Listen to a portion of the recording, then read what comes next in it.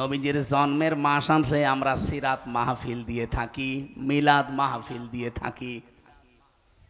বাংলাদেশের কুষ্টিয়া, চুয়াডাঙ্গা, মেহেরপুর এই অঞ্চলের এই 22-23টা জেলা বাদ দিয়ে অন্যান্য জেলাগুলোতে যে আপনি যদি মিলাদের বিরুদ্ধে শক্ত কথা বলেন, স্টেজে আপনাকে অপমান করে ফেলবে। অথচ সেই কথাটা আমরা সঠিকভাবে তুলে নিয়ে আসতে চাই, ওইটা আমাদের বলতে দেয় না। মিলাদ এবং সিরাত এই দুইটা শব্দ, আমি সেদিন ওই যে ভার্সিটির আগে কোন জায়গায় যেন একটা টাচ দিয়েছিলাম যে এই পৃথিবীর ময়দানে শ্রেষ্ঠ মানুষ যেহেতু মুহাম্মদুর রাসূলুল্লাহ, তার জন্ম বৃত্তান্ত নিয়েও যদি আপনি আলোচনা করেন, যেটা মিলাদ নামে আমরা মনে করি। মিলাদ মানে ওয়েলাদুন থেকে, এটার বাংলা অর্থ জন্ম বৃত্তান্ত। নবীজির জন্ম বৃত্তান্ত আপনি আলোচনা করেন, মিলাদ অনুষ্ঠান করি, অসুবিধা নেই, কিন্তু ওখান থেকে যে শিক্ষা দিতে চাই ওইটা আপনাকে নেওয়া লাগবে। মিলাদ যারা মানুষকে দিয়ে দেন, আমাদেরকে ডাক দিয়ে হুজুর মিলাদ পড়ে দেন, আমি মিলাদের যতগুলো শিক্ষা পেয়েছি তার অন্যতম শিক্ষা এইটা। একটু ভালো করে শুনবেন। এটা যদি মানতে পারেন আপনি মিলাদ দেন, আমি আপনার মিলাদ পড়াবো কালকে। যদি মানতে না পারেন আপনার মিলাদ দেওয়ার দরকার নেই, আপনার আরো গোনা হবে। এক নম্বরে এটা সিরাত ইবনে হিশামের ভেতর থেকে বলছি। বিশ্ব নবী পৃথিবীতে আসার পরে সর্বপ্রথম যেই মহিলার দুধ পান করেছিলেন ওনার নাম উম্মে আইমান। দ্বিতীয় যে মহিলার দুধ আল্লাহর নবী তার আপন মা বাদ দিয়ে পান করেছিলেন, এ মহিলার নাম হযরতে হালিমাতুস সাদিয়া রাদিয়াল্লাহু তাআলা আনহা। সিরাত ইবনে হিশাম, এ মহিলা এসে যখন নবীকে কোলে তুলে নিয়েছে, ডান স্তন দিয়েছে, তিনি পান করলেন, বাম স্তন মুখে লাগিয়েছে, উনি মুখ বের করে নিলেন। হযরতে হালিমা বলেন, একবার, দুইবার, তিনবার তার মুখে আমি স্তন দিলাম, তিনবারে তিনি বের করে দিলেন। চোখের ইশারা দিয়ে আমাকে জানাতে চাই, মা হালিমা জোর করেন কেন? আমি জানি আপনার একটা সন্তান আছে, তার নাম আব্দুল্লাহ। আমি তো ডান স্তন আমার হক অধিকার ছিল, আমি পান করেছি। বাম স্তন আমার এটা অধিকার না, আমার হকও না, এটা আমার দুধ ভাই আব্দুল্লাহর অধিকার। ও মা হালিমা, ভালো করে বোঝেন, এ পৃথিবীতে আমি ভাইয়ের হক নষ্ট করার জন্য আসি নাই, এসেছি ভাইয়ের হক ফিরিয়ে দেওয়ার জন্যে। মিলাদের আমি প্রায় 27টা শিক্ষা বের করতে পেরেছি, তার ভেতরে এইটা একটা, যে নবী মায়ের কোলে বসে ভাইয়ের হক ফিরিয়ে দেয়, নষ্ট করে না। সেই নবীর উম্মতে রবিউল আউয়াল মাস আসলে মিলাদ দেয় একদিকে, আর একদিকে ভাইয়ের হক মারার জম। এখানে ভাই বলতে শুধুমাত্র আপন ভাই, দুধ ভাই না। আল মুসলিম আখুল মুসলিম, মুসলমান মুসলমানের কি বলেন বলেন। অথচ আগস্টের 5 তারিখের পর থেকে 1 বছর 26 দিন চলছে। এই 1 বছর 25-26 দিনে আমরা দেখলাম বহু মুসলমান ভাইয়ের অনেক হক নষ্ট করে ফেলেছে। বিশেষ করে খাজানগর কবরহাটে কথা বলছেন, কত মানুষ এই জায়গাতে দেখলাম, হাজার হাজার, লক্ষ লক্ষ কোটি টাকা তারা অলরেডি শুধু চাঁদাবাজির মাধ্যমে। অথচ চাঁদাবাজি করে এই টাকা দিয়ে আবার এই রবিউল আউয়াল মাস আসলে আমারে ডাক দিয়ে বলে, হুজুর মিলাদ পড়িয়ে দিন। কিসের টাকা? চাঁদাবাজির টাকা। বিশ্বনবী মায়ের কোলে বসে ভাইয়ের হক নষ্ট করে না, আর আপনি এত বড় হয়ে গেছেন রবিউল আউয়াল মাসে মিলাদ দেবেন। কি কি দিয়ে মিলাদ দিচ্ছেন? একটা একটা করে যদি এখন নিচে নামা হয়, আমার মনে হয় আমি সবাই ধরা খেয়ে যাব। ও দরকার নেই, অন্তত এদিক ওদিকে 5 কেটে চলে যায়। এবার আমার প্রশ্ন, এই পৃথিবীতে বিশ্ব নবী আসার পর থেকে আজকের এই দিন পর্যন্ত বহু মানুষ নবীর শুধু মিলাদ, জন্ম এইটা মেনেছে, খুশি হয়েছে, বেজার হয়েছে, কিন্তু নবীর আদর্শ যেটা, সিরাত যেটা, তার জীবনী যেটা, শুধু জন্ম বৃত্তান্ত না, তার জীবনী। এই কথাগুলো যখনই তাদেরকে মানতে বলা হয়, এ মানুষগুলো শুধু মিলাদ মানতে রাজি, সিরাত মানতে রাজি না। আমি সেই প্রথম থেকে আরম্ভ করছি, নবীর আপন চাচা। আমি 11 জনের নাম পেয়েছি, তার ভেতরে 4 জনের বেশি আলোচনা হয় আমাদের। 2 জন চাচা মিলাদও মেনেছে, সিরাতও মেনেছে, এই 2 জনেই জান্নাতি। আর 2 জন চাচা শুধু জন্ম মিলাদ মেনেছে, সিরাত তারা মানে নাই, 2 জনেই জাহান্নামী। একজন আবু তালেব আর একজন আবু লাহাব, এ 2 জনই আপন চাচা। আপনি তাদের পুরা জীবনী পড়ে দেখেন। আমি তো আবু লাহাবের পুরা জীবন পড়েছি, আবু তালেবেরও জীবন পড়েছি। ওরা নবীর মিলাদে জন্মে এত খুশি ছিল, নিজের কাজের মেয়ে সোয়াইবিয়াকে পর্যন্ত আজাদ করে দিয়েছে, মুক্ত করে দিয়েছে, টাকা দিয়ে কিনে নিয়ে আসা মেয়ে, কাজের মেয়ে, দাসী বাদী। এত খুশি হয়েছে নবীর জন্মে যে আমার ভাই আব্দুল্লাহ নেই, আমার ভাইয়ের ঘরে একটা সন্তান এসেছে, এই খুশির সংবাদ দেওয়ার কারণে আমি তোরে মুক্ত করে দিলাম। আবু তালেব এত খুশি ছিল নবীর জন্মে, বিশ্ব নবীর জন্মে সে খুশি শুধু না, নিজের ছেলে আলীকে কোনোদিন কাছে রাখে নাই, মুহাম্মদুর রাসূলুল্লাহকে রাতের বেলা কাছে রাখত। এই 2 জন চাচার জীবনী পড়ে সর্বশেষ যেটা পেয়েছি, যখনই তাদের কাছে নবীজির সিরাত, তার আদর্শের কথা নবীজি তুলে ধরলেন, এই 2 জন লোক তো মানেই নাই। আবু তালেবের জীবনী পড়তে গিয়ে দেখলাম, এই লোকটা যখন মারা যায়, নবীজি তার মাথার কাছে গিয়ে বলেছিলেন, ইয়া আম্মি আবি তালিব, লা ইলাহা ইল্লাল্লাহ হাজ্জুল লাকা ইনদাল্লাহি ইয়াউমাল কিয়ামা। বুখারী শরীফের হাদিস।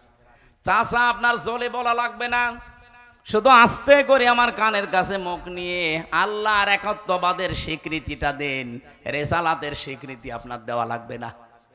শুধু বলেন লা ইলাহা ইল্লাল্লাহ মুহাম্মাদুর রাসূলুল্লাহ, বলার দরকার নেই, এটা আমি নিজে জানি। শুধু আপনি আল্লাহরটা দেন। আমি আপনাকে গ্যারান্টি দিচ্ছি, এই মুহূর্তে কিয়ামতের দিন আল্লাহর সামনে আপনার ব্যাপারে আমি ঝগড়া করি জান্নাতে নিয়ে যাব। পাশে দাঁড়িয়েছিল আবু জেহেল, আবু সুফিয়ান। ডাক দিয়ে বলে, নেতা পড়বা, সারা জীবন বাপ দাদার ধর্ম মানলে এখন নতুন ধর্ম অনুসরণ করে কলঙ্কিত হবা। মানুষ তোমাকে কাপুরুষ বলবে, ভীরু বলবে, সারা পৃথিবীতে একটা বদনাম হয়ে যাবে তোমার। ও আর পড়ে নাই। ডাক দিয়ে বলে, মোহাম্মদ ভাতিজা আমার, তোমাকে আমি ভালোবাসি, তোমার সেই জন্মের দিন থেকে আজকের এ পর্যন্ত আমি তোমার পেছনে আছি, কিন্তু তোমার এই আদর্শটা আমি মানতে পারলাম না। তোমার নিয়ে আসা এই আদর্শ মেনে নিলে আমি মারা যাব, এখন মানুষ আমার বদনাম বের করবে, তুমি আমারে মাফ করে দিও। বলেন তো, মাফ করার মালিক কি নবীজি না আল্লাহ? সঙ্গে সঙ্গে করেন আয়াত নাযিল হয়েছে, ইন্নাকা লা তাহদি মান আহবাবতা ওয়ালাকিন্নাল্লাহা ইয়াহদি মান ইয়াশা। হে নবী, আপনি যাকে ভালোবাসেন তাকে হেদায়েত দিতে পারেন না, বরং আমি আল্লাহ যাকে চাই তাকে হেদায়েত দান করি। আর আপনার চাইতে আমি অনেক বেশি ভালো জানি, আলামু ইসমে তাফসিল, এটা সুপারলেটিভ ডিগ্রি। আপনার চাইতে আমি অনেক বেশি ভালো জানি যে হেদায়েতটা পাবে কে। এই লোকটা আপনার মিলাদে খুশি ছিল, আপনার জন্মে খুশি ছিল, সারাটা জীবন আপনাকে বাড়িতে রেখে খাওয়িয়েছে, লালন পালন করেছে, কোলে নিয়েছে, কাকে নিয়েছে, পিঠে নিয়েছে, মাথায় নিয়েছে, কিন্তু আপনি আদর্শের কথা বলতে গেলে এই লোকটার মানে নাই। এই জন্য আমি আল্লাহ তাকে মাফও করি নাই।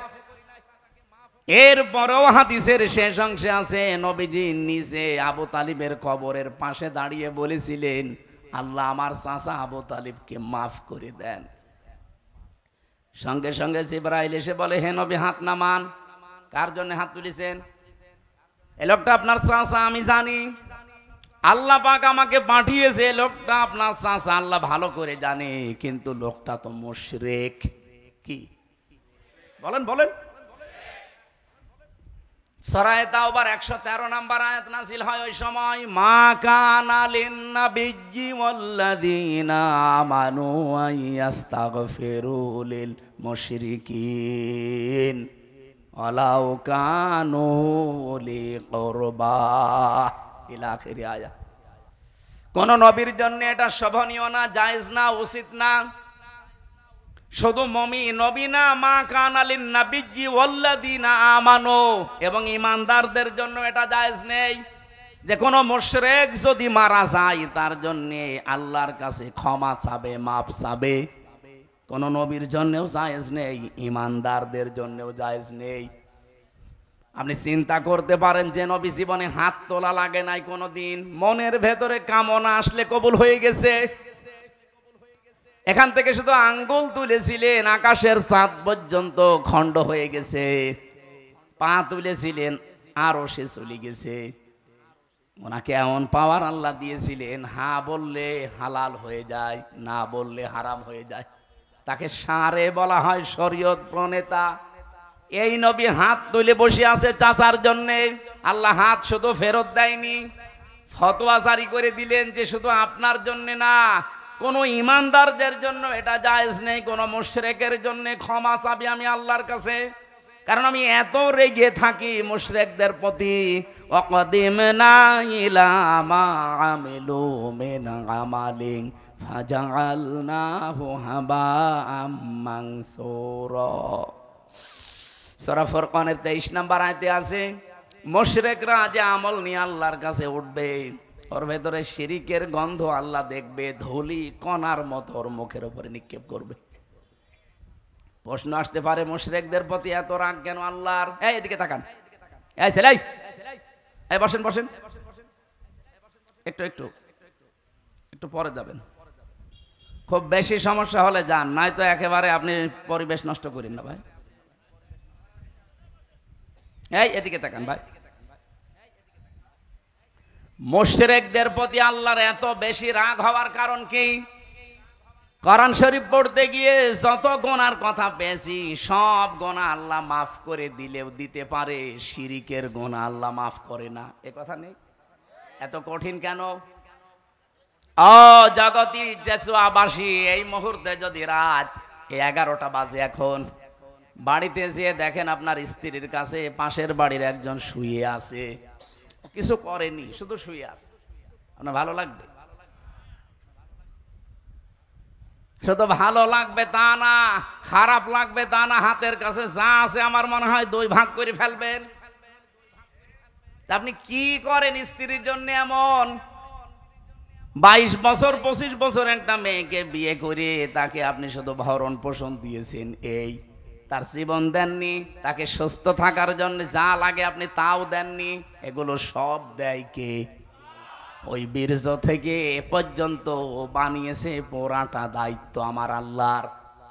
আপনি তো 22 বছরে 25 বছরে বানানোটা পেয়েছেন।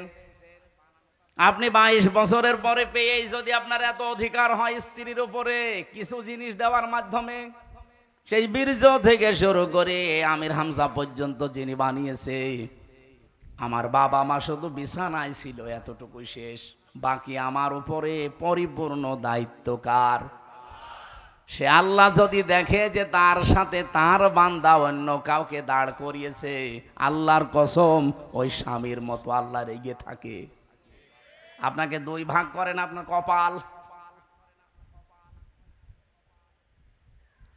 এবার আসেন, শিরিক যত প্রকার হচ্ছে পৃথিবীতে, আল্লাহ এত রেগে থাকেন মুশরিকদের উপরে যে নবীকে বললেন দোয়া করা জায়েজ নেই, ওয়ালাউ কানু উলি কুরবা, যদিও নিকট আত্মীয় হয়।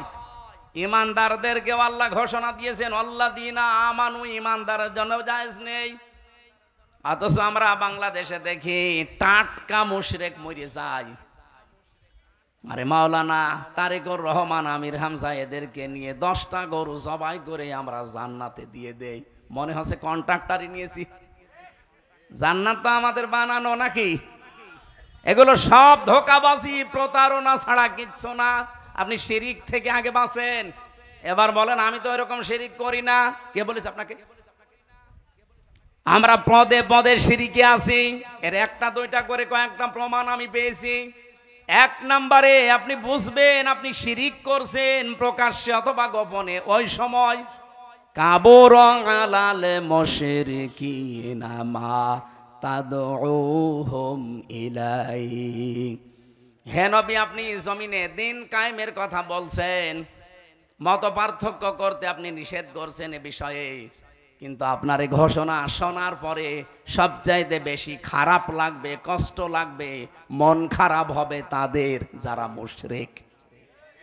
সুতরাং বাংলাদেশে আমরা যারা দিন কায়েমের কথা বলি, আল্লাহর এই জমিন বানিয়েছেন তিনি, হুকুমও চলবে তার, এই কথা বললে রাজনীতির মনে করে বিভিন্ন রকমের দোষ আমাদের উপরে চাপিয়ে যারা আসতে চান না, আপনি বিশ্বাস করতে পারেন আপনার দ্বারা কোনো শিরিক হচ্ছে, আপনি অলরেডি মুশরিক হয়ে গেছেন। তাছাড়া তো আপনার কাছে খারাপ লাগার কথা না। এদেশে এখন প্রায় 18 কোটি মানুষ, 7 কোটি 20 লাখের একটা টার্গেট আমি পেয়েছি একটা জরিপে। এই 7 কোটি 20 লক্ষ মানুষ এখন বলছে আমরা এই দেশে রাষ্ট্রীয়ভাবে ইসলাম দিন কায়েম এটা চাই। এই মানুষগুলো আমার মনে হয় এরা প্রকাশ্যে গোপনে শিরিক থেকে অলরেডি মুক্ত। বাকি যারা আছেন, আপনার কাছে যদি দিন কায়েমের কথা বললে, আল্লাহর বিধানের কথাগুলো বললে আপনার মন খারাপ হয়, কষ্ট লাগে, আপনার রাগ হয়, বুঝবেন আপনি যে কোনো ভাবে শিরিকের সাথে জড়িত। কোরআনের সূরা সূরার 13 নম্বর আয়াতের মাঝের অংশে এটা আছে, আপনি বাড়িতে মিলিয়ে দেখেন আপনি আসলে শিরিক করছেন কিনা। দ্বিতীয় নম্বরে, যারা শিরিক করেন প্রকাশ্য গোপনে, এই মানুষগুলো ভয় পায় না। এই পৃথিবীতে যেহেতু আল্লাহর বানানো হুকুম চলবে তার এক ঘোষণা তিনি দিয়েছেন, আলা লাহুল খালকু ওয়াল আমরু, জমিন যার, বিধান চলবে তার। কথা বলেন না কেন? জমিন যেহেতু সবাই আমরা স্বীকার করি এই দেশে যে এ জমিন বানিয়েছে আল্লাহ, এমনকি আবু জেহেলও এটা বিশ্বাস করতো। এটা আমি বানালাম। ওয়ালা ইন সাআলতাহুম মান খালাকাস সামাওয়াতি ওয়াল আরদা লা ইয়াকুলুনাল্লাহ। হে নবী, আপনি আবু জেহেলকেও যদি জিজ্ঞাসা করেন যে আকাশ আর জমিন কে বানিয়েছে, ও গ্যারান্টি দিয়ে বলবে লা ইয়াকুলুনাল্লাহ, লামে তাকিদ নুনে সাকিলা, ও গ্যারান্টি দিয়ে বলবে আল্লাহ বানিয়েছে। তাহলে আবু জেহেল কি ইমানদার ছিল? বলেন বলেন। তাহলে আবু জেহেলের মতো ইমান আমাদের মনে করেন আছে। কিন্তু দ্বিতীয় নম্বরটা সমস্যা, ও নিজে আইন বানিয়ে আল্লাহর আইনের পাশাপাশি লাগিয়ে দিত। এই জমিনেও আমরা দেখছি আল্লাহ একজন আছে, আসমান জমিনের মালিক আল্লাহ, এ ঘোষণা দেয়, কিন্তু আল্লাহর পাঠানো আইনের পাশাপাশি নিজেরা আইন তৈরি করে ব্যক্তি, পরিবার, সমাজ, রাষ্ট্র চালাতে চায়। এইটাও এক প্রকার শিরিক। এক কথা বলেন।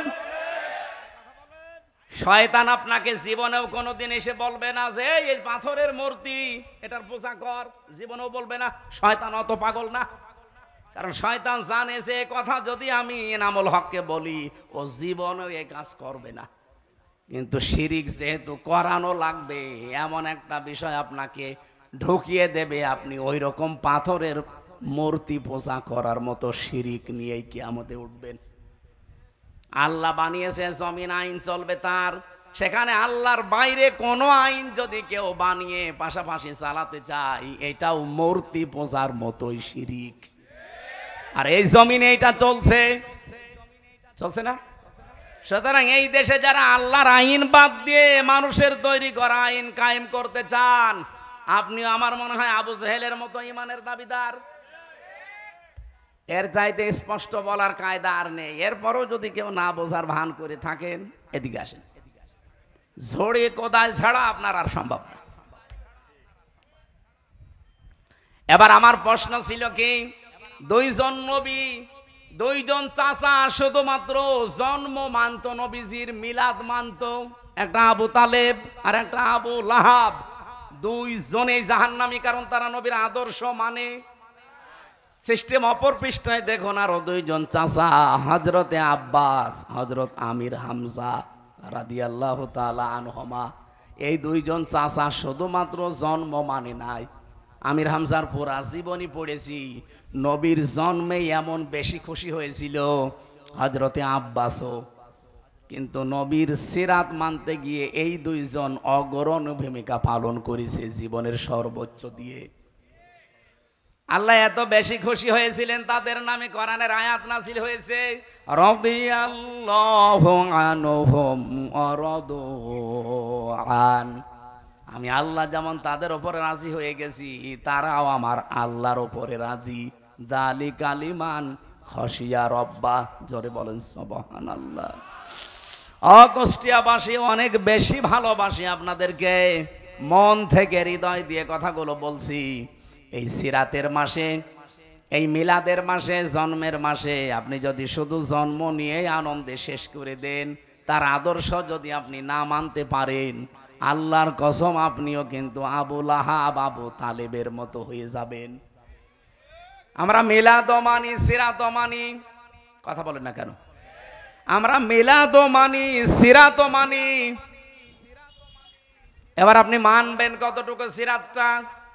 একটা পর্যায় নিয়ে এসেছি আমি, সূরা আলে ইমরানের 31 নম্বর আয়াতে আমরা পেয়েছি। এই মাস আসলেই দেখবেন এই আয়াতটা বেশি পড়া হয়। কুল ইন কুনতুম তুহিব্বুনাল্লাহা ফাত্তাবিউনি ইউহিব্বুকুমুল্লাহ ওয়া ইয়াগফির লাকুম যুনুবাকুম আল্লাহু গফুরুর রহিম। এই একটু ভালো করে শুনবেন, এটা গতানুগতিক ভাবে না, এখান থেকে একটা শিক্ষা নিয়ে যাব আজ। ইবনে কাসির থেকে বলছি এইটা। নবী আপনি বলেন, যদি আল্লাহকে ভালোবাসি এই কথা বলতে চাও, এই কথা বলতে চাই না আমরা? আল্লাহ তোমাকে ভালোবাসিয়ে দাবি আমাদের আছে না নেই?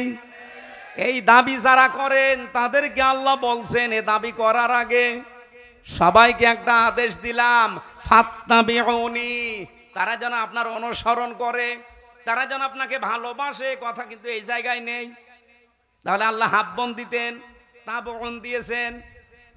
তারা আপনাকে যেন অনুসরণ করে, অনুকরণ করে, আপনাকে দেখে দেখে চলে। এইটা যদি তারা করতে পারে, তাদের আমি আল্লাহকে ভালোবাসা লাগবে না, ইউহিব্বুকুমুল্লাহ, আমি নিজেই তাদেরকে ভালোবাসছি, বাসবো। এটা মোসারে, বর্তমান, ভবিষ্যৎ, প্রেজেন্ট, ফিউচার। কুষ্টিয়াবাসী এই আয়াত সে জন্মের পর থেকে আমরাও শুনছি। এবার আসেন তো এখান থেকে একটা তথ্য নিয়ে আসি। আল্লাহ পাক ইউহিব্বুকুমুল্লাহ দিয়েছেন, আপনাকে ভালোবাসা আল্লাহ এখন আরম্ভ করছে এবং ভবিষ্যতেও বাসবে, যদি আপনি নবীকে অনুসরণ করার সিদ্ধান্ত নিয়ে আপনি লেগে পড়েন। এবার আমার প্রশ্ন, নবীকে আপনি যে অনুসরণ করবেন, এটা কি আংশিক না পূর্ণাঙ্গ? বলেন বলেন, আপনি নিজের দিকে তাকিয়ে বলেন তো, আপনার অনুসরণ নবীজির হচ্ছে, এটা কি আংশিক না পূর্ণাঙ্গ? মাথা থেকে পা পর্যন্ত হয়তো আছে, পরিবারের দিকে তাকালে আপনার অনুসরণ আর নবীর মতো হয় না। পর্দা যে একটা ফরজ বিধান, এই জায়গায় অনেকের কিন্তু খামখেয়ালিপনা। এই কথা বলছেন না কেন? পরিবারের দিকে, সমাজের দিকে তাকান, রাষ্ট্রের দিকে তাকান, অর্থনীতির দিকে তাকান, রাজনীতির দিকে তাকান, একটা একটা করে যত জীবন আছে, কোন জায়গায় আপনার পূর্ণাঙ্গ অনুসরণ হচ্ছে? আপনি নিজের বিবেকের কাছে প্রশ্ন করেন। তাহলে আমার আল্লাহর প্রশ্ন ছিল, তোমরা যদি অনুসরণ করো নবীকে আংশিক, বলেন বলেন। বাস্তবে তো আমরা বহু দেখেছি যারা আংশিক অনুসরণ করেছে, তারা আল্লাহর এই ঘোষণা ছিল, ইউহিব্বুকুমুল্লাহ, নিজে আল্লাহ তাদের ভালোবাসবেন, ওয়া ইয়াগফির লাকুম যুনুবাকুম, আল্লাহ শুধু ভালোবেসে শেষ করে দেয় না, তাদের মাফ করে দেয়। কতটুকু? জামবন না যুনুব, বহু বছর। আপনার একটা গোনাও আল্লাহ রাখবেন আর সব মাফ করে দেবে, যদি আপনি নবীকে অনুসরণ করার সিদ্ধান্ত নিতে পারেন। আংশিক না পূর্ণাঙ্গ? এ পৃথিবীতে বহু মানুষকে আমরা বললাম তারা আংশিক অনুসরণ করেছিল। আব্দুল্লাহ ইবনে উবাই, আপনি দেখবেন ওর পুরা জীবনী পড়ে আমি শুধু একটা ভুল পেয়েছি, বাকি কোন জায়গায় আমার দৃষ্টিতে ভুল ধরা পড়ে নাই। একদিন মসজিদে নববীতে নবীজি বললেন, আল্লাহর কাছে দুইটা নাম প্রিয়, একটা আব্দুল্লাহ আর একটা আব্দুর রহমান। ও পেছন দিক থেকে দৌড় দিয়ে বাড়িতে যেয়ে নিজের নাম পাল্টিয়ে রেখেছে আব্দুল্লাহ। ছেলের নাম পাল্টিয়ে দিয়েছে আব্দুল্লাহ, নাতি ছেলে ছিল তাও পাল্টিয়ে দিয়েছে তুইও আব্দুল্লাহ, বাবার নাম পাল্টিয়ে দিয়েছে আব্দুল্লাহ, 14 বংশ সব আব্দুল্লাহ। এবার আমার প্রশ্ন, নবীর কথা শোনার পরে মানতে দেরি করেছে কয় মিনিট? কি অনুসরণ করতো আপনি বলেন? শুনতে দেরি, মানতে দেরি ছিল না। কিন্তু এই লোকটা উহুদের ময়দানে যাবার সময় নবীজির পেছন দিক থেকে 300 মানুষ নিয়ে ভেগে গিয়েছিল। আমাদের দেশে এখন বদর, উহুদ, খন্দক নেই, কিন্তু সামনে আমার মনে হয় এই দেশে দিন ইসলাম থাকবে না, থাকবে না। সেজন্য বদরের ময়দান উহুদের ময়দানের মতো আসতেছে। এখান থেকে কেউ যদি ভেগে যান, আপনারও আব্দুল্লাহ ইবনে উবাইয়ের মতো জানাজা পড়ালেও কিছুই হবে না। না বোঝার ভান করে আছেন কারা? থেকে হাত তোলেন তো, আমি জানি আপনি বুঝে ফেলেছেন। সামনে যে দিন আসতেছে দেশে, একটা ইসলামের পক্ষে, একটা ইসলামের বিপক্ষে। বদরের ময়দানে একদল ইসলামের পক্ষে ছিল আর একদল ইসলামের বিপক্ষে ছিল। বদর আমরা দেখিনি, কিন্তু সামনে বদর, উহুদ আসতেছে। উহুদের ময়দান থেকে আব্দুল্লাহ ইবনে উবাই যেমন 300 লোক নিয়ে ভেগে গিয়েছিল, আজও অনেকেই বিভিন্ন কায়দায় মানুষকে ভেগিয়ে নিয়ে যাওয়ার চেষ্টায় আছে। কুষ্টিয়াতে নেই? আপনি যদি যারা ভাগাতে চায় তাদের ভেতরে পড়ে যান, আপনি মরে যান, আপনার জন্য আমির হামজা না কাবার ইমাম এসে জানাজা পড়ালেও কিছু হবে না। ওই দিন নবীজি নিজে জানাজা পড়িয়েছে এই লোকটার। 22 জন সাহাবী কাতার সোজা করে জানাজা চলছে।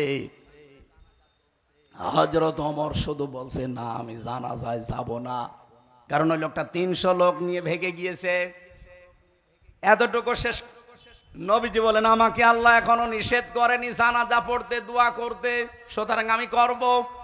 নিজের জামা মোবারক খুলে বললেন, ওর জানাজার কাফন বানিয়ে দেন, কবর খুঁড়ে নিজের হাতে লাশ রাখবেন, জানাজার নামাজ পড়ে।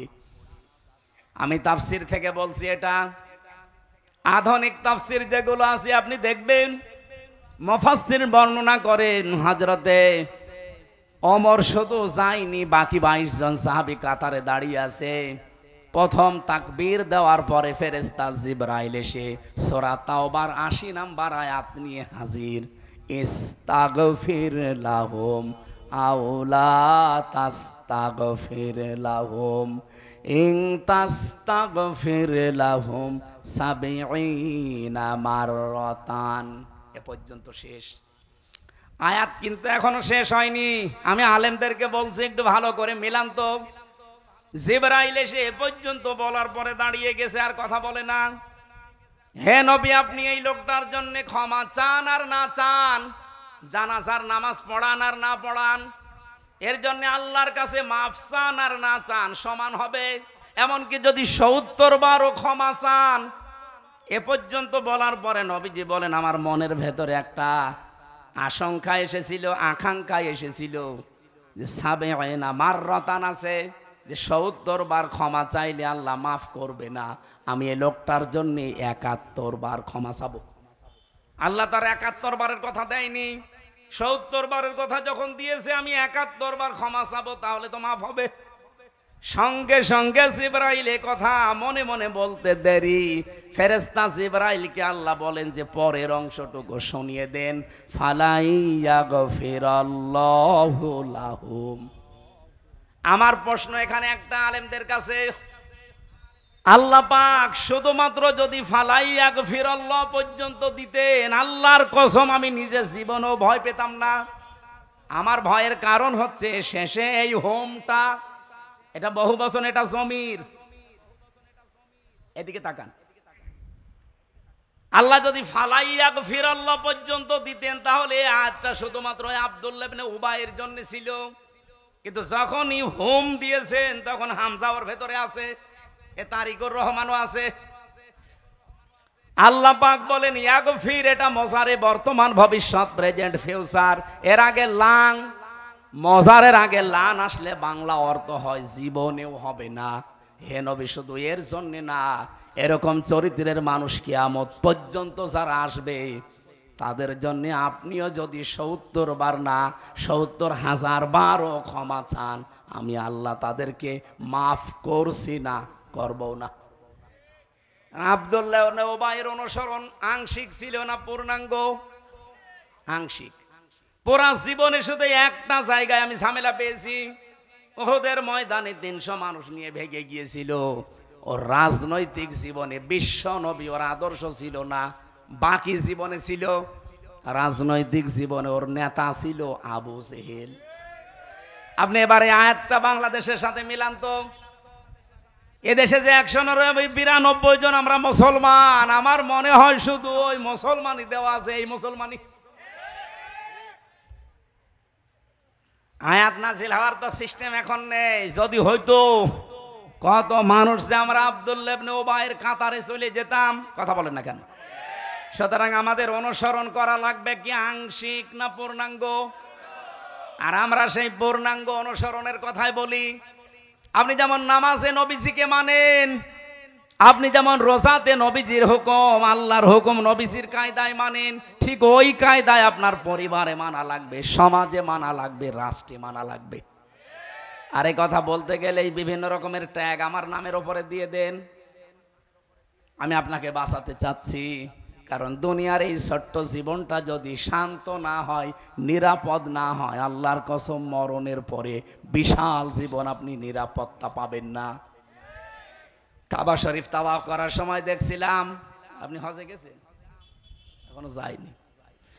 রুকনি ইয়ামিনি থেকে হজরে আসওয়াদ যে পাথরটা, এই জায়গাটা যখন পার হওয়া লাগে, লক্ষ লক্ষ হাজী সাহেবেরা সবাই এই দোয়াটা পড়ছে, রব্বানা আতিনা ফিদ দুনিয়া হাসানা ওয়া ফিল আখিরাতি হাসানা। হে আল্লাহ, দুনিয়ায় শান্তি দাও, স্বস্তি দাও, নিরাপত্তা দাও, এরপরে আখেরাতেও শান্তি, স্বস্তি, নিরাপত্তা দিও। বলেন তো, আগে দুনিয়া না আগে আখেরাত? বলেন বলেন। এই ৫৬,০০০ বর্গ মাইল এখনো পর্যন্ত আমরা নিরাপত্তা দিতে পারি নাই, আমরা সেইটা দিতে চাই। এবার এমন একটা দেশ আমরা আল্লাহর নবীর অনুসরণের মাধ্যমে কোরআন দিয়ে বানাতে চাই। ৫৬,০০০ বর্গ মাইলে মালয়েশিয়া বাংলাদেশের থেকে ৭ ডবল বড়। ১২০০ কিলোমিটার ১৮০০ কিলোমিটার আমি রান করেছি এক একদিন। পাহাড়ি এলাকা, জঙ্গলের ভেতর দিয়ে যাচ্ছি আমি আর ড্রাইভার আর ওই হোসাইন, কেউ নেই সাথে। রাত ১২টা, ১টা, ২টা, ৩টা বাজে, কারণ এত দূর রান করা লাগবে। ড্রাইভার আমারে বলছে, শরীর সমসম করে ওঠে, এত বড় বিশাল ভয়ঙ্কর জায়গা পার হওয়া লাগে। ড্রাইভার বলছে, কোনো চিন্তা নেই হুজুর, শুধু আল্লাহর ভয় ছাড়া কেউ সামনে আসবে না। আমরা তো ওই রকম একটা বাংলাদেশ দেখতে চাচ্ছি, যেখানে এই ১১৫০ কিলোমিটার আমরা পার হয়ে যাব, কোনো চিন্তা থাকবে? বলেন বলেন। আল্লাহর কসম এটা বানানো সম্ভব। ইদা কানা উমারাউকুম খিয়ারুকুম, যখন তোমাদের এই জমিনে যারা নেতা, যারা দায়িত্বশীল, এই মানুষগুলো সর্বোত্তম চরিত্রের অধিকারী হবে। বাংলাদেশে এই ৫৪ বছরে কত এমপি হোস্টেল থেকে মেয়েদের কান্নার আওয়াজ পাওয়া গেছে। আমি এটা বানিয়ে বললাম? বলেন। ওয়াগনিয়াউকুম সামাহাউকুম, দেশের ধনী মানুষগুলো যখন দানশীল হবে। ওমরুকুম শুরা বাইনাকুম, পরিবার থেকে রাষ্ট্রের কাজ সব যখন পরামর্শের ভিত্তিতে করা হবে। ফাজহারুল আরদি খায়রুল লাকুম মিন বাতনিহা, নবীজি বলেন কবরে যাওয়া লাগবে না, এই জমিনটাই তোমাদের জন্য উত্তম জান্নাতের মতো হয়ে যাবে। ওয়াইদা কানা উমারাউকুম শিরারুকুম, যখন এই জমিনের শাসক গোষ্ঠী, বিশেষ করে নেতা যারা দায়িত্বশীল, এরা চরিত্রহীন হয়ে যাবে, এরা খারাপ প্রকৃতির মানুষ হবে, এরা নষ্ট মানুষ হয়ে যাবে। ওয়াগনিয়াউকুম বখালাউকুম, যখন জমিনের ধনী মানুষগুলো কৃপণ হয়ে দাঁড়াবে। ওমরুকুম ইলা নিসাইকুম, যখন সব পরামর্শ মেয়েদের সাথে করে করা হবে। পরিবার থেকে রাষ্ট্র পর্যন্ত সব পরামর্শের কাজগুলো মেয়েদের সাথে করে হবে। ফাবাতনুল আরদি খায়রুল লাকুম মিন যহরিহা, আমি নবী বলছি তখন জমিনের উপরে আর থাকার দরকার নেই, কবরে চলে যাও, ভালো লাগবে। আমরা কবরে এখনই যেতে চাই না। হাদিসের এই দুইটা পাথের প্রথম পাঠটা তৈরি করার সময় এখন বাংলাদেশে চলে এসেছে। কথা বলেন না কেন? এদেশে এখন সত্যি যদি 300 এমপির ভেতরে 151 জন এবার আল্লাহর কসম যদি ইসলাম কোরআন বুকে নিয়ে যেতে পারে, এমন একটা দেশ আমাদেরকে উপহার দিতে পারবে, কিয়ামতের আগে দেশে ইসলামের কাছ থেকে কেউ নিতে পারবে না। এই জন্যেই সালেমদের এত ভয়, এই জন্যেই দাদাদের এত ভয়। দাদারা ভালো করে জানে যে একবার যদি দেশে ইসলাম রাষ্ট্রের ক্ষমতায় চলে যায়, আর ওদের যা চরিত্র, ওরা তো 1 বছরে 26 দিনে অলরেডি অনেক কিছু দেখিয়ে ফেলেছে। বাংলার মানুষ এখন বিশ্বাস করতে আরম্ভ করেছে। সুতরাং এরা যদি যেতে পারে, এদের যেমন কোনো চরিত্রের খারাপ কিছু পাওয়া যায়নি, যদিও আমাদের অধিকাংশ দোষ মিথ্যা দেওয়া হয়। বাংলাদেশে 54 বছরে ইসলামের ওপরে যত দোষ দিয়েছে ইসলামপন্থীদের ওপরে, সবগুলোই মিথ্যা বানোয়াট। তার ভেতরে একটা রক কাটা, এটা মিথ্যা কথা, ডাহা মিথ্যা কথা। রক কাটে যারা, তাদের নামে বদনাম নেই। যারা রক কাটা দেখলে আরো ভয় করে, তাদের নামে বদনাম। 14 বংশ যাদের রাজাকার, তাদের নামে এ দোষ নেই। শুধু আত্মীয়তা করে আমি ফেসে গেছি। 37 জন রাজাকার বাংলাদেশ জামাত ইসলামীতে, তাও ওদের বানানো রিপোর্ট অনুযায়ী। তারপরে 11 জন মরে গেছে। এরপরে কয়েকজন অসুস্থ, তাদের আর নড়াচড়ার ক্ষমতা নেই। আর যারা এই স্লোগান তোলে এখন, তাদের 1040 জন অলরেডি তাদের তালিকায় আছে রাজাকারের। হাজর যদি এসে বলে শুই যে তোর পেছনে বিশাল ফোঁটা, ওরে ছড়ানো দরকার নেই। আমার তো ফুটো একটা, আর ওর কত হাজার হাজার, ওর 1040টা ফুটো, আর আমার একটা নিয়ম ইতিহাস। সুতরাং এই বানোয়াট বিষয় সব ঢাকা পড়ে যাবে। আগামীতে একটু আসতে দেন, সময় যেহেতু আসতেছে, আমরা যদি কাজে লাগাতে না পারি, এই তো 54 বছর চলছে, 154 বছরও আপনি আর মুখ দেখাতে পারবেন না। রাত একটু বেশি হয়ে গেছে, 9:30টায় উঠতে পারলে ভালো হতো।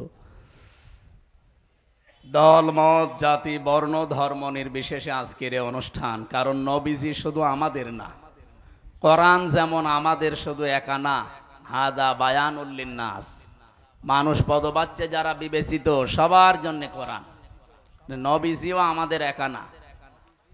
আমার সালনাকা ইল্লা রহমাতাল লিল আলামিন দিয়েছেন আল্লাহ, রহমাতাল লিল মুসলিমিন দেননি, যে শুধু মুসলমানদের জন্য রহমত করে পাঠালাম।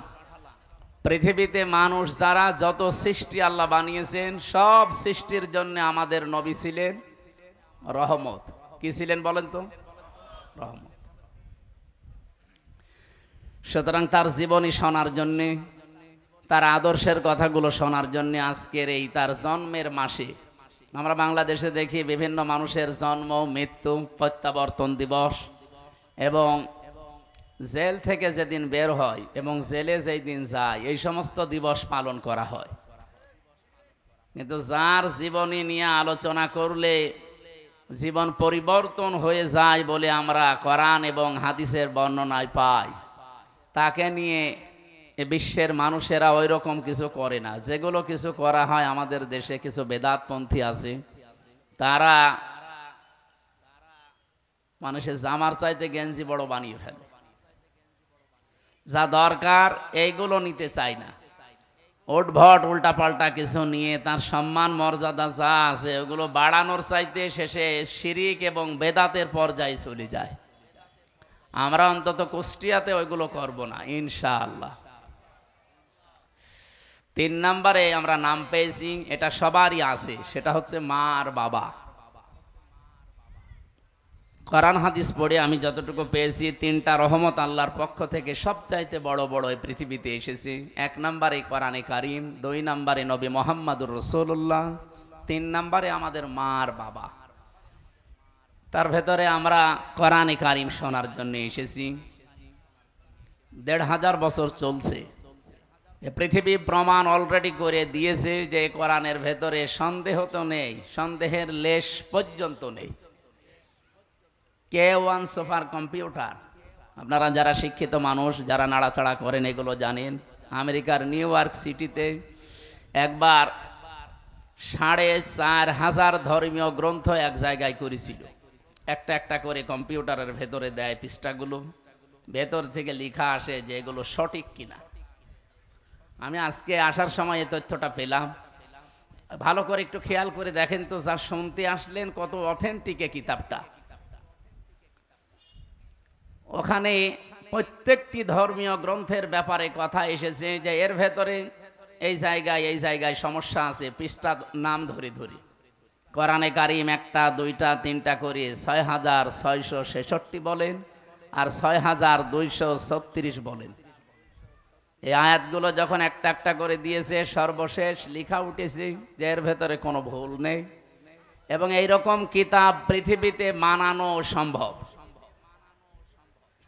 এখন যারা এতদিন পর্যন্ত পৃথিবীতে শুনেছে যে কোরআনের মতো কোরআন নাকি বানানো সম্ভব না, তারা কিন্তু এবার আশা জেগেছে। না, এতদিন শুনলাম কি মুসলমানদের কাছে, আর এখন দেখছি কি এটা তো বানানো সম্ভব, কিন্তু সময় লাগবে কতদিন? 63,000 অক্টেলিয়ন বছর লাগবে। আপনি বোঝেন এই শব্দ কি বললাম? আমরা যারা এখানে গণিত অঙ্ক যাই বলেন, এ বিষয়ে যে সমস্ত মানুষ লেখাপড়া করে হিসাব নিকাশে জিজ্ঞাসা করেন যে অক্টেলিয়ন কাকে বলে। প্রথমে হয় এ বিষয়টা আমরা দেখেছি একক হয়, এরপরে দশক হয়, এরপরে শতক, সহস্র, অযুত, লক্ষ, নিযুত, কোটি, million, billion, trillion, zillion, pillion, এরপরে অক্টেলিয়ন। আপনি হিসাব করে দেখেন তো, এত বছর যদি আপনি বাঁচেন, পুরাটা জীবন এর পেছনে দেওয়া লাগবে, তারপরে এরকম একটা কিতাব আপনি বানাতে পারবেন। এখন যদি মনে করেন না পুরাটা জীবন আমি দিলাম, এরপরে আমার ছেলে দেবে, এরপরে আমার নাতি ছেলে দেবে, এইভাবে না, হবে না। কম্পিউটারে এটাই লেখা এসেছে যে আপনার জীবনে এরকম হায়াত পাওয়া লাগবে এবং পুরাটা জীবন যদি এর পেছনে ব্যয় করতে পারেন আপনি বানাতে পারবেন। আদম নবী থেকে শুরু করে আজকের দিন পর্যন্ত 63,000 অক্টেলিয়ন বছর কারো জীবনের হায়াত আছে। কিয়ামত পর্যন্ত কেউ পাবে এরকম হায়াত? দিন যত যাচ্ছে হায়াত আরো কমতেছে। আগে আদম নবী বেঁচে ছিল 1,000 বছর, তার সন্তানেরা বেঁচে ছিল এরকম 700 বছর, 500 বছর, আর আমরা মাত্র 60-70 বছর। তারপরও এখন গ্যারান্টি নেই। গ্যারান্টি আছে আমাদের? তো এই জন্যে এটা আর সম্ভব না। যা শুনতে এসেছেন এমন একটা কিতাব, বিশ্ব নবীকে আল্লাহ সতর্ক বাণী দিয়েছেন, মানে কত বড় অথেন্টিক সেই কথা বোঝাতে আমি বলছি। সূরা হাক্কাত 44 নম্বর আয়াত। রব্বুল আলামিন বলেন, ওয়ালাউ তাকাওয়ালা আলাইনা বা'দাল আকাওয়িল লা আখাযনা মিনহু বিল ইয়ামিন সুম্মা লাকাতা'না মিনহুল ওয়াতিন। এ পর্যন্ত একটু ভালো করে শুনেন, গতানুগতিক কথা আমি বলি না। আল্লাহ পাক বলেন, হে নবী, আমি কোরআনে যা দিয়েছি, আমার এই কথা বাদ দিয়ে কোনো নতুন কথা যদি আপনি কোরআনের ভেতরে নিজের কথা আমার নামে চালিয়ে দিতেন যে এইটা আল্লাহ জানিয়েছে, কি করতাম জানেন? লা আখাযনা মিনহু বিল ইয়ামিন, আপনার ডান হাত চেপে ধরতাম, কণ্ঠনালী কেটে ফেলে দিতাম। ঠিক আছে? ঠিক নেই। আমরা প্রচলিত যে এইগুলো পড়ি বাংলায়, এগুলো ঠিক আছে, এনারা আমাদের যা পড়ায় এ পর্যন্ত ঠিক আছে, কিন্তু আপনি শব্দের দিকে খেয়াল করে দেখেন তো বাংলার সাথে আরবিগুলো মিলছে কিনা। আল্লাহ তাআলা বললেন লা আখাযনা, এখানে ফাইল কর্তা সরাসরি আল্লাহ নিজে, আমি নিজে ধরতাম। মিনহু বিল ইয়ামিন, বি মানে দ্বারা, দিয়ে, কর্তৃক, যাই বলেন। ইয়ামিন মানে ডান হাত। আমি আমার ডান হাত দিয়ে আমার নবীকে চেপে ধরতাম। নবীর ডান হাত ধরতাম, তার কণ্ঠনালী কেটে ফেলে দিতাম, এ কথা এখানে নেই। অথচ যত আপনি বাংলা অনুবাদ দেখবেন এই কথা লেখা আছে। কথাটা শুনতে যদিও মনে হচ্ছে একরকম, আকাশ পাতাল অর্থ পাল্টিয়ে গেছে। আপনি মনে করেন আমি এনামুল সাহেবের ডান হাত চেপে ধরলাম আর ওনার গলা কেটে ফেলে দিলাম, এটা একটা বাংলা অর্থ। আর একটা অর্থ কি, আল্লাহ তাআলা এখানে যেটা জানাতে চেয়েছেন, এত শক্ত কথা এটা কোরআনের ব্যাপারে, লা আখাযনা মিনহু বিল ইয়ামিন, আমি নিজে নবীর ডান হাত না, আমার ডান হাত দিয়ে, আল্লাহ তাআলা বলেন আমার ডান হাত দিয়ে আমি নবীকে চেপে ধরতাম। আমার প্রশ্ন, নবীকে আল্লাহ চেপে ধরার কথা বললেন, ডান হাতের কথা দিলেন, মিনহু বিশ শিমাল দিলেন না কেন, যে আমি বাম হাত দিয়ে ধরতাম? আল্লাহর কি বাম হাতের শক্তি নেই? কি আপনাদের যা আওয়াজ মনে হচ্ছে উনি দুর্বল হয়ে গেছে। আল্লাহর বাম হাতে শক্তি আছে না? কেমন শক্তি আছে? আমরা ডান হাত বাম হাত বললে যেটা বুঝি সচরাচর, আমাদের জ্ঞান যা আছে চর্ম চোখ দিয়ে আমরা যেটা দেখি, যে আমাদের ডান হাতে অন্তত তুলনামূলক শক্তি বেশি বাম হাতের চাইতে। কথা বলেন কিনা বলেন? আমরা যে উদাহরণ দিলে বুঝি ভালো, আপনি দেখবেন কোরআনে আল্লাহ ওই রকম উদাহরণই দিয়েছেন। আমাদের জীবন সম্পর্কে আল্লাহ উদাহরণ দিতে গিয়ে সময়ের উদাহরণ দিয়েছেন, কারণ আমাদের জীবনটার সমষ্টি সময়। সময় না থাকলে হামজা আছে, আরো জোরে বলে। এখান থেকে 100 বছর পরে এই জায়গায় আমরা এখানে আর কেউ থাকবো না, নতুন মানুষ এসে এই জায়গাটা চাষ করবে। আর আমরা যারা আছি 100 বছরের ভেতরে সব মাটির নিচে ভরাট হয়ে যাব। 100 বছর পরে যদি আমি এখানে এসে বলি যে কুষ্টিয়ার 6 রাস্তার মোড়ে এই বাড়ি আমার, ওই সময় যারা ওখানে বসবাস করবে ও বাড়ি আমারে ঢুকতে দেবে?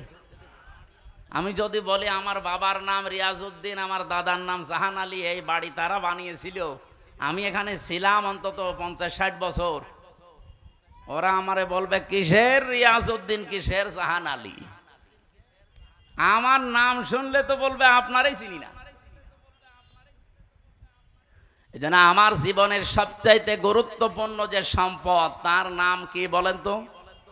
আরো জোরে বলেন। পড়া কোরআনে দেখবেন জীবন সংক্রান্ত যত বিষয় আছে, সময়ের সমষ্টি, এরকম কিছু উদাহরণ আল্লাহ সেট করেছেন। আল্লাহ রাব্বুল আলামিন বলেন ওয়ালা আসরি, সময়ের কসম। কিসের কসম দিলেন? কারণ আমরা বুঝি ভালো যে সময় থাকলে হামজা আছে, সময় নেই হামজা নেই। আমরা যেহেতু সচরাচর দেখি এই পৃথিবীতে আমাদের ডান হাতের শক্তি বেশি, বাম হাতের শক্তি একটু তুলনামূলক কম। আমরা যেটা দিয়ে বুঝবো ভালো, আল্লাহ সেই উদাহরণ দিয়েছেন। মিনহু বিশিমালও দিতে পারতেন, তাও অর্থ পারফেক্ট হইতো। তারপরও আল্লাহ মিনহু বিল ইয়ামিন দিয়ে এত শক্ত ভাষায় জানালেন যে আমি আমার নিজের ডান হাত দিয়ে আমার নবীকে চেপে ধরতাম। আর আমরা যেহেতু ডান হাত দিয়ে কোনো কিছু ধরলে শক্ত করেই ধরি নাকি?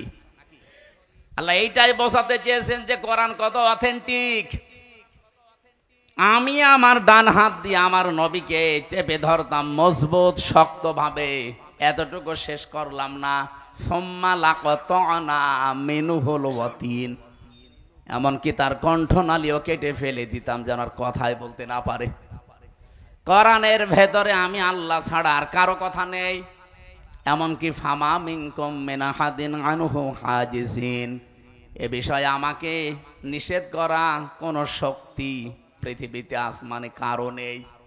এত বড় কঠিন কথা বলার পরেও দেখি আমাদের এই দেশে বহু মানুষ কোরআনের ব্যাপারে নিজের মতামত তুলে ধরে কথা বলে।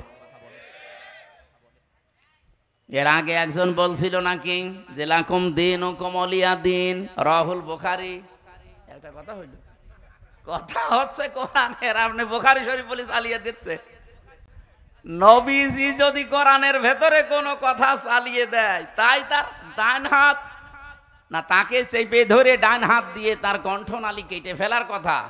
এত বড় কঠিন হুঁশিয়ারি, আর সেই জায়গায় বুখারী শরীফের হাদিস আপনি কোরআন বলে চালিয়ে দিচ্ছেন। কোরআনের আয়াত বুখারী শরীফ বলে চালাচ্ছে।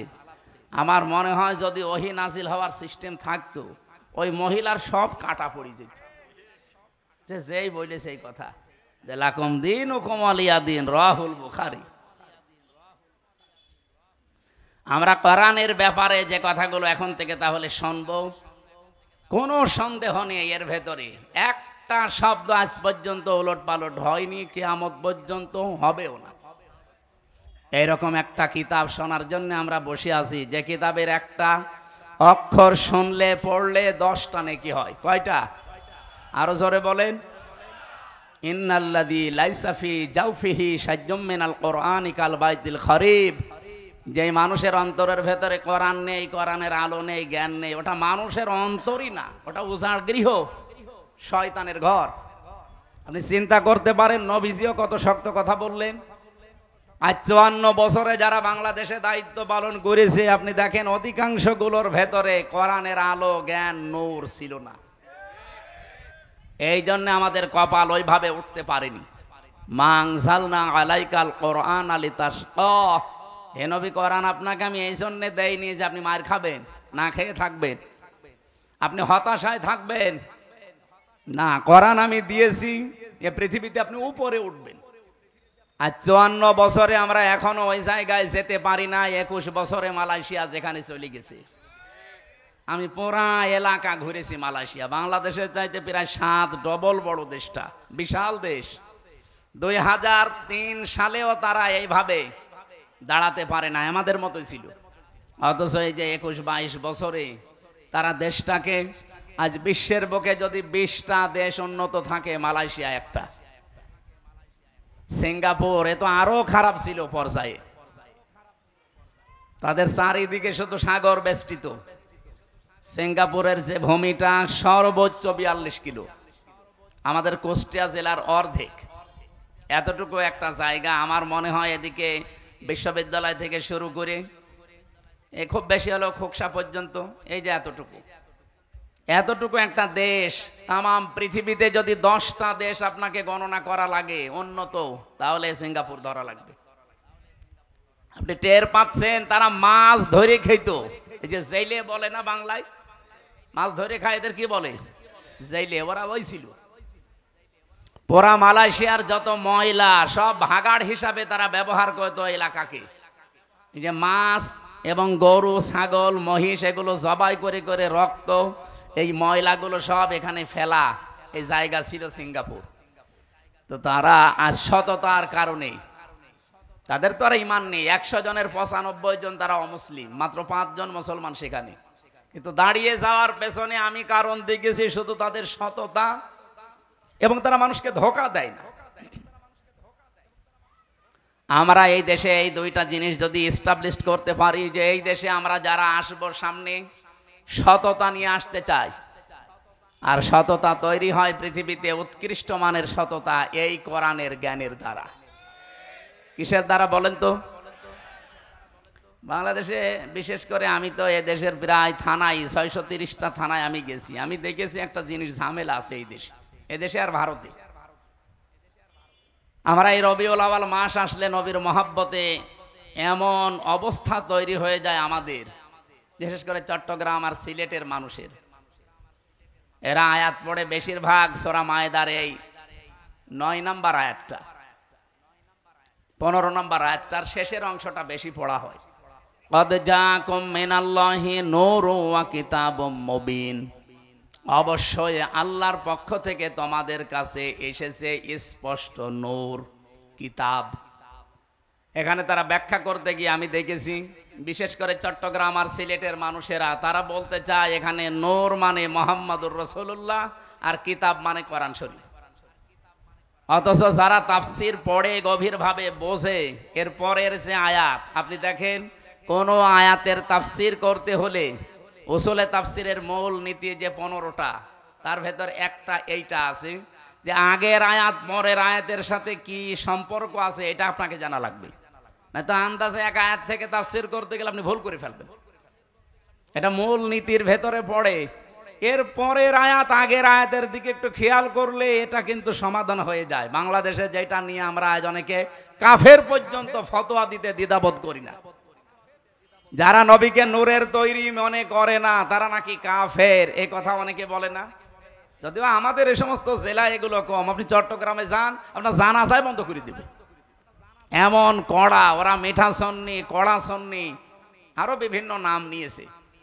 তা আমি এই শব্দটা পড়তে গিয়ে দেখলাম আল্লাহ রাব্বুল আলামিন এখানে কদ জাআকুম মিনাল্লাহি নূরুন ওয়া কিতাবুম মুবিন এ শব্দ বলার পরেই এরপরে এইগুলো যে সব এক জিনিস তার প্রমাণ দিয়েছেন পরের আয়াতে। আলেমদেরকে বলছি বাড়ি যে একটু মিলাবেন, শব্দটা দেখবেন।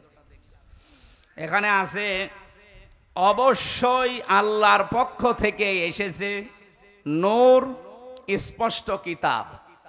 এখানে নূর ওজা স্পষ্ট কিতাবতা, এর প্রমাণ আল্লাহ পরের শব্দে দিয়েছেন ইয়াহদি বিহিল্লাহ, তিনি হেদায়েত দান করেন এইটার দ্বারা। এই যে বিহি, এটা 1 বছর না বহু বছর? বহু বছর, 1 বছর। আগের দুইটা জিনিস যদি দুইটা হবে তাহলে আল্লাহ এখানে বিহি মা দিতে পারতো না? আপনারা আরো বাড়ি যেয়ে মিলাবেন। আমার তো ছোট মাথা, বড় বড় মাথা আছে সাইফুদ্দিন হুজুরের মতো যাদের। ইয়াহদি বিহিল্লাহ, আমি এইটার দ্বারা হেদায়েত দিয়েছেন। সুতরাং কোরআন ওজা নূরতা, স্পষ্ট কিতাব ওজা নূরতা। দ্বিতীয় প্রমাণ হচ্ছে ফি জিলালিল কোরআন, এখানে কিতাবের অনেকগুলো নাম দেওয়া আছে। কোন জায়গায় আমি পেয়েছি কোরআনের নাম 55টা, কোন জায়গায় পেয়েছি 45টা, কোন জায়গায় 25টা, কোন জায়গায় 4টা। আমি যে 4টার বিষয়ে বলছিলাম তার ভেতরে একটা নাম আছে কোরআনের, আন-নূর। কোরআনের নাম কি বলেন বলেন? তাহলে এই আয়াত দ্বারা আল্লাহ যেটা বোঝাতে চাচ্ছেন নবী নূরের তৈরি, এ কথা বলে আপনি নবীর সম্মান বাড়াচ্ছেন না। আর তারে নূরের তৈরি বললেই কি, মাটির তৈরি বললেই কি, আপনার ইমানে কোনো সমস্যা আছে? এইটা যেহেতু আমাদের সিলেবাসের অন্তর্ভুক্ত না, মরণের পরে বিষয়ে গুরুত্বপূর্ণ কোনো প্রশ্ন নেই, সুতরাং এইটা নিয়ে কেওয়াজ করে সময় নষ্ট করার কোনো দরকার নেই। আমি কথা আশা করি বোঝাতে পেরেছি। সুতরাং এমন কোরআন আমরা শুনতে এসেছি, এর ভেতরে কোনো ভেজাল নেই। সুতরাং যে আল্লাহ আমাদেরকে আজকে নিয়ে আসলেন এখানে, আমরা খুশি। কারণ এক একটি অক্ষর শুনলে বুঝলে আপনার ইমানের মান এবং এখলাস অনুযায়ী কমপক্ষে তো 10টা নেকি পাবেনই, সর্বোচ্চ 700 পর্যন্ত নেকি পাবেন ইনশাআল্লাহ। আল্লাহ আমাদেরকে সর্বোত্তমটা যেন আমাদের ইমান অনুযায়ী দান করেন, বলেন আমিন। দরুদ আর সালাম পাঠ করার মাধ্যমে আমরা তেলাওয়াতকৃত আয়াতে যাচ্ছি। আমরা পড়েছি সূরা আনআম 50 নম্বর আয়াতের শেষের অংশটুকু। আমরা যে সমস্ত বিষয়গুলো নিয়ে রবিউল আউয়াল আসলে মাতামাতি করে ফেলি, নবীকে এমন এমন জিনিস দিয়ে দেই, আল্লাহ রাব্বুল আলামিন ওই বিষয়টা ক্লিয়ার করছেন আয়াতে। হে নবী, আপনি আপনার উম্মতদেরকে বলেন, কুল লা আকুলু লাকুম ইনদি খাযাইনুল্লাহ ওয়ালা আ'লামুল গায়বা ওয়ালা আকুলু লাকুম ইন্নী মালাক। আপনি মানুষকে বলেন, আমি কিন্তু এই কথা বলি না যে আমার কাছে আল্লাহর ধন ভাণ্ডার আছে।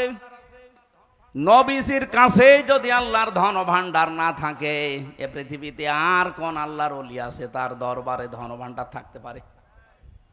আজকে আমি দিনের বেলা রাজবাড়ি ছিলাম, গলন্দ ঘাটের পাশে, ওর পাশেই তো আল্লাহর ওলির দরবার।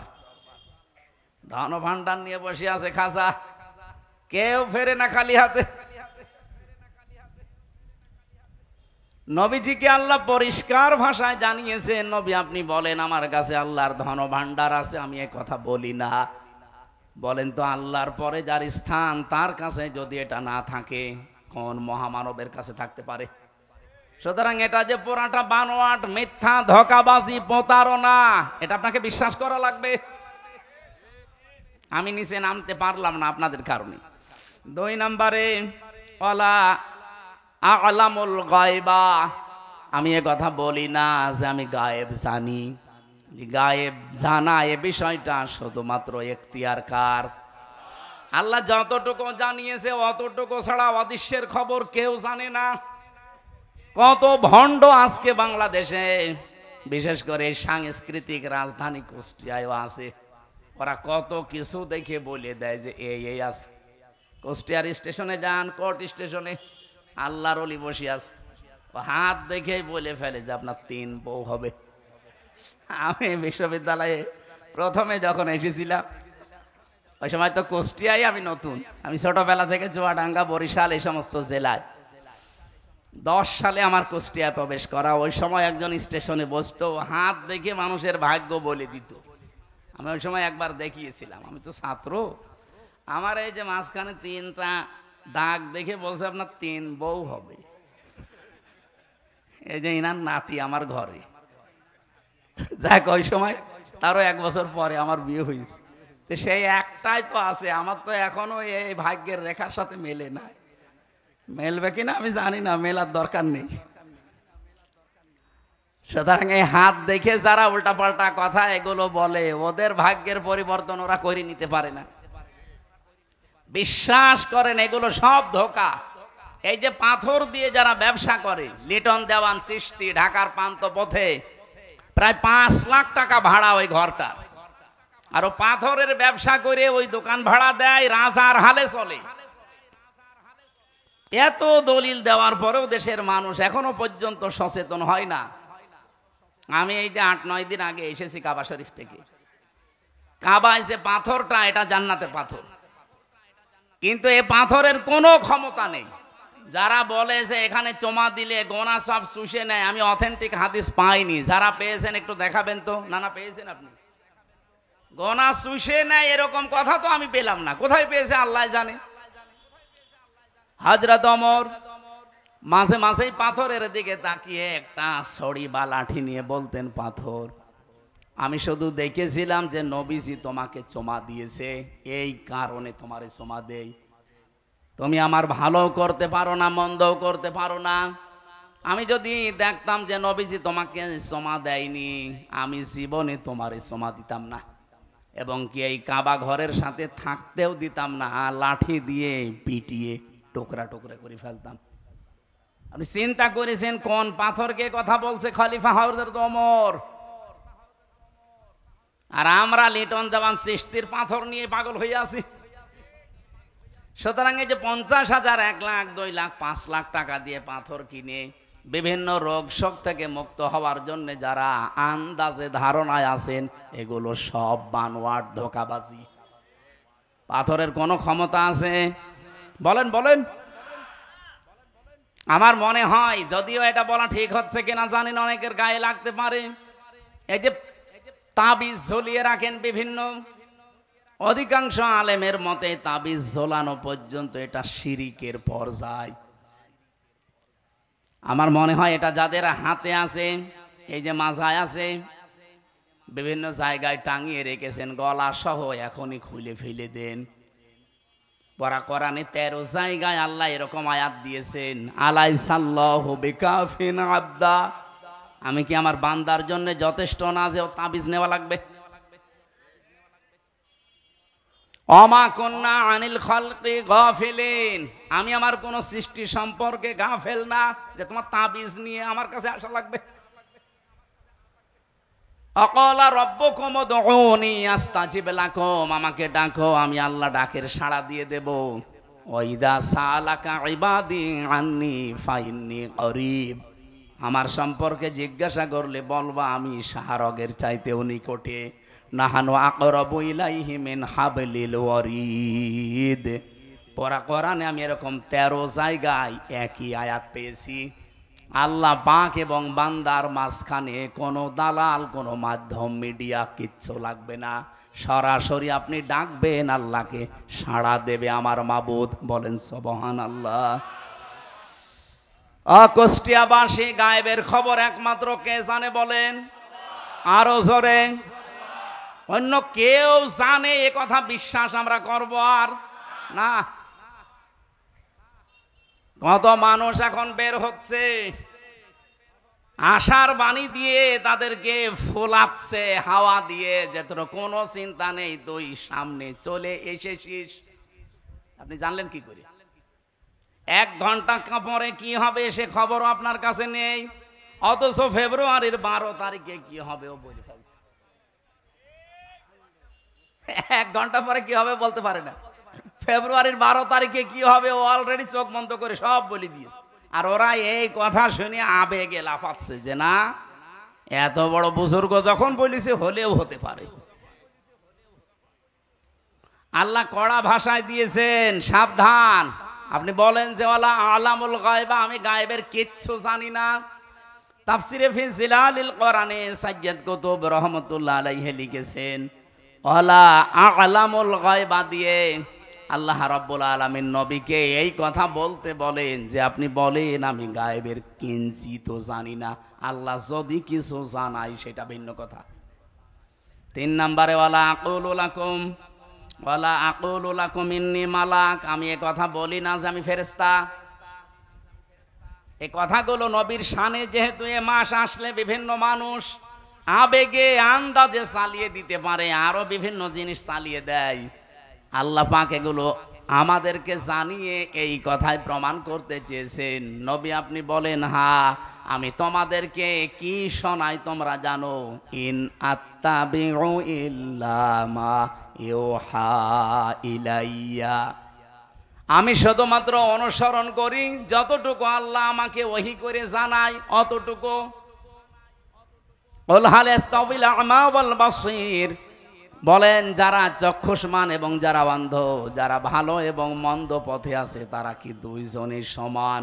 আফালা তাতাফাক্কারুন, এরপরেও কি তোমরা চিন্তা ভাবনা করবা না? এতটুকু বাংলা অর্থ ছিল। এবার আসেন তো, যেহেতু সিরাতের মাস আরম্ভ হয়েছে আর আপনি না আর 100 বছর বাঁচলেন, বলেন যদি এই জমিনে দিন কায়েম না হয়, এভাবে শয়তানের তৈরি করা আইন দিয়ে চলতে থাকে, আপনি কি দিয়ে মুখ দেখাবেন কবরে?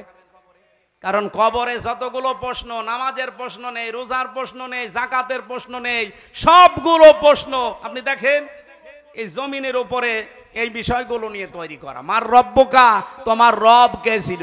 রবের 19টা অর্থ হয়। সামারাইজ করে যদি 5টা বলতে হয়, তার প্রথম অর্থ রব মানে লালন পালনকারী, রব মানে সৃষ্টিকর্তা, রব মানে আইনদাতা। আপনি যদি কবরে বলেও ফেলেন যে আমার রব আল্লাহ, ফেরেশতা কিন্তু এক চড়ে দাঁত মুখ যা আছে সব করে ফেলবে, বলবে রব আল্লাহ মানে, রবের যে অর্থ মানে রব মানে আইনদাতা। একটা আইন চলতো, কি বলবেন আপনি? কিছুই বলতে পারবেন না। 2 নম্বরে যে লোকটাকে দেখানো হবে যে মান হাজার রজুল, এই লোকটা কে ছিল? আপনি যদি বলেন হাজা নাবিজ্জনা মুহাম্মাদুর রাসূলুল্লাহ, ইনি আমাদের নবী ছিল। নবী মানে কি? না না, নবী শব্দটা নাবা থেকে এসেছে। নাবা মানে সংবাদ। আপনি দেখবেন সংবাদ লিখতে গেলে ইংরেজিতে 4টা অক্ষর লাগে। নিউজ, NEWS, N দিয়ে নর্থ, E দিয়ে ইস্ট, W দিয়ে ওয়েস্ট, S দিয়ে সাউথ। তো তামাম দুনিয়ার কিছু বাকি আছে? তামাম পৃথিবীর সব খবরাখবর দিয়ে আল্লাহ পাক নবীদেরকে পাঠিয়েছিলেন। এই জন্য যাকে দেখানো হবে আপনাকে এই সম্পর্কে ধারণা থাকা লাগবে। আপনি কুষ্টিয়ার খবরই রাখেন না, দেশ তো বাদই দিলাম, আপনাকে খবর রাখা লাগবে। নবী মানে সংবাদ। 3 নম্বরে যেটা বলা হয় মা দিনুকা, তোমার ধর্ম কি, না তোমার জীবন ব্যবস্থা কি। জীবন ব্যবস্থা মানে আপনি যে টয়লেটে যান, এটাও জীবন ব্যবস্থার ভেতরে নেই। বাম পা দিয়ে প্রবেশ করবেন, ডান পা দিয়ে বের হবেন, মাঝখানে 2টা দোয়া পড়বেন, 8-10 মিনিট সময় কাটাবেন। যা সময় কাটিয়েছেন প্রত্যেকটা সময় আপনার ইবাদত। কুষ্টিয়াবাসী টয়লেটের মতো নিকৃষ্ট কাজ 8-10 মিনিট শুধু রসুলের তরিকায় দিন মেনে করলে যদি সওয়াব হয়, তো বাকি জীবনের এখনো 23 ঘন্টা 50 মিনিট, এই সময়টা আপনি দিনের উপরে চললে ইবাদত হবে না মানে কি? অনেকে বলে দুনিয়ার কাজ, দুনিয়ার কাজ বলে কিচ্ছু নেই, সব আখিরাতের কাজ। সুতরাং আমরা ইসলামকে ওই জায়গায় নিতে যা করব সব আমার আখিরাতের কাজ। আমরা নবীর জীবন থেকে শিক্ষাগুলো নিয়ে পূর্ণাঙ্গ অনুসরণ করতে চাই রবিউল আউয়াল মাসে, নাকি আব্দুল্লাহ ইবনে উবাইয়ের মতো আংশিক? বলেন বলেন। রাত অনেক হয়ে গেছে, 11:30 বাজে। এখন তাহাজ্জুদের নামাজের সময় সামনে আসতেছে, এরপরে ফজরের নামাজ। সম্মানিত মা বোন যারা এসেছিলেন, আপনাদের সম্পর্কে আলাদা হয়তো যারা 2জন আলোচক ছিল কিছু বলেছে, আমি বলতে পারছি না। এত রাত পর্যন্ত কথা বলা ঠিক না। আবার কালকে সকাল থেকে আমাদের অনুষ্ঠানগুলো শুরু।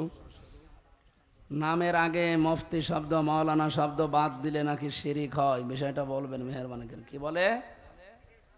নামের আগে মুফতি শব্দ মাওলানা শব্দ দিলে শিরক হয় কেন? মুফতি শব্দের শাব্দিক অর্থ হচ্ছে ফতোয়া দানকারী।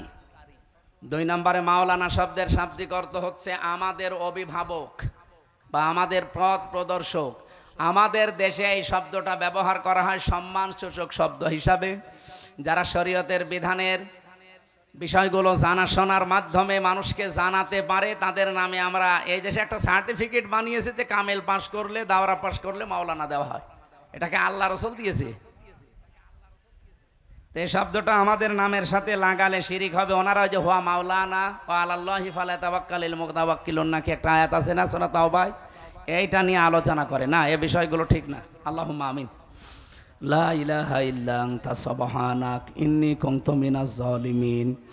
আল্লাহুম্মা গফিরলি ওয়ারহামনি ওয়াহদিনি ওয়াফিনি ওয়ারযুকনি ইয়া রাব্বাল আলামিন। সারাটা জীবন অপরাধ করে জীবনটা নষ্ট করে ফেলেছি। হাত উঠায় কথা বলবো ভয় করে, লজ্জা করে। জীবনের দিকে তাকালে জাহান্নামের আগুন ছাড়া কিছুই দেখতে পাই না। আল্লাহ আমাদের অপরাধের দিকে তাকিও না, তোমার রহমতের দিকে তাকাও।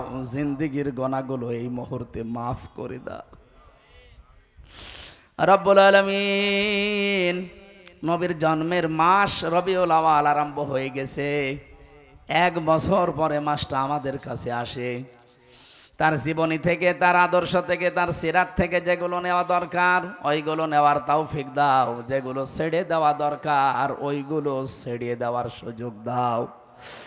ওমা আতাকুমুর রাসূলু ফাখুযুহু ওমা নাহাকুম আনহু ফান্তাহু। এই আয়াতটা আমাদের জীবনে তুমি মিলিয়ে দাও। মাহফিলের আয়োজনে যারা ব্যস্ত ছিল এ মাহফিলের কমিটিদেরকে কবুল করে নাও। বিভিন্ন মানুষ তো আমরা দেখি তাদের বাবার জীবনী, তাদের স্বামীর জীবনী, চাচার জীবনী, নেতার জীবনী তারা শোনায়। আল্লাহ আমরা আমাদের নেতার জীবনী শোনানোর জন্য না, আমরা তবে নবীর জীবনী শোনাতে ব্যস্ত আছি।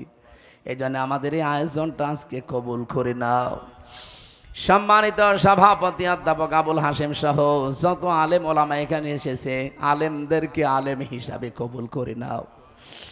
আমরা যারা রোগী আছি আমাদেরকে রোগ শোক থেকে বাঁচাও। মা বোনেরা অনেকেই বিভিন্ন জায়গায় বসে আছে, আল্লাহ মায়েদেরকে বোনেদেরকে ফাতিমাতুজ জাহরার মতো, খাদিজাতুল কোবরার মতো বানিয়ে দাও। নবীর আদর্শটা আংশিক না পূর্ণাঙ্গ অনুসরণ করার সুযোগ আমাদের দান করো। প্রশাসনের যা ভাইরা এসেছে সততার সাথে এই কুষ্টিয়ার বুকে দায়িত্ব পালন করার তৌফিক দাও। প্রশাসনকে বিশেষ করে পুলিশ বিভাগকে বানিয়েছিল হযরতে ওমর রাদিয়াল্লাহু তাআলা আনহু। আল্লাহ তিনি যে উদ্দেশ্য নিয়ে বানিয়েছিলেন সেই মহান উদ্দেশ্য সফল করার তৌফিক বাংলার প্রশাসনকে দিয়ে দাও। আগামীর দেশটা তুমি কোরআনের হাতে একটু তুলে দাও। আমরা চেষ্টা চালাচ্ছি, সফলতা দেওয়ার মালিক তুমি। মেহেরবানি করে একবার হলেও কোরআনের হাতে তুলে দাও। দেশের মানুষ অন্তত এবার বুঝবে যে এতদিন কোন জাহান্নামে ছিলাম। আল্লাহুম্মা গফিরলি ওয়ারহামনি ওয়াহদিনি ওয়াফিনি ওয়ারযুকনি ইয়া রাব্বাল আলামিন। কুষ্টিয়ার বুকে কামিল মাদ্রাসা কওয়াতুল ইসলাম, আল্লাহ শ্রদ্ধাভাজন নানা যান ওই মাদ্রাসার প্রিন্সিপাল উনি বসে আছে। আমার পাশে ডানে বামে কত আলেম বসা আছে যারা সারা জীবন জ্ঞানের আলোগুলো ছড়িয়ে যাচ্ছে। এদের এই এলেম ছড়ানোকে কবুল করে নাও। দিনকে কায়েম করার জন্যে জান মাল দিয়ে যারা সর্বাত্মক চেষ্টা চালায়। সম্মানিত পরিচালক মাওলানা আব্দুল আলিম, ডান পাশে বসা আছেন শ্রদ্ধাভাজন ভাই জনাব এনামুল হক সহ যত মানুষ আজকের এই মাহফিলে, বিশেষ করে মাওলানা আল আমিন তোমার যুবক বান্দা, যতগুলো যুবকদেরকে সাথে নিয়ে আজকের এই নবীর জীবনী আমাদেরকে শুনিয়েছে, আল্লাহ বিশ্ব নবীর পূর্ণাঙ্গ অনুসরণ তাদের জীবনেও দিয়ে দাও। এই চচুয়া জগতের মাটির নিচে যারা ঘুমিয়ে আছে নবীর ইজ্জতে মাফ করে দাও। আগামীর কুষ্টিয়াকে তুমি কোরআনের জন্য কবুল করো। বারাকাল্লাহু লানা ওয়া লাকুম ফিল কোরআনিল আযীম। আল্লাহ কত মানুষ আমি এই যে হাসপাতালে পড়ে আছে দেখতে পাচ্ছি, এই মানুষগুলোকে শেফায়ে কামেলা আজেলা নসিব করো। আগামীতে অনুষ্ঠানটা কোরআনের প্রচারে, নবীর আদর্শ প্রচারে আরো বিশাল আকারে কবুল করি না। কখন কার কাছে আজরাইল চলে আসে জানি না, যখনই আসবে জীবনের শেষ কথা যেন এটা বলতে পারি, লা ইলাহা ইল্লাল্লাহু মুহাম্মাদুর রাসূলুল্লাহ।